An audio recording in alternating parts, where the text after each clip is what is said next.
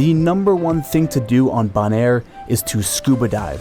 Far, far below the hurricane belt, Bonaire has perfect weather almost year-round. You can scuba both in the day or for the daring scuba diving at night. This is a bucket list thing right here. I've been wanting to do this. You've never been night diving before? Never ever. We're actually joined by a lot of people. This place is super popular just because by the pillars, that's where the fish hang out. Which is one of the most terrifying, exhilarating experiences I've ever had. Bonaire is home to some of the clearest blue waters on planet Earth and has some of the most lively reefs that I have ever seen. You can free dive in the freshwater limestone cave network that runs below the island.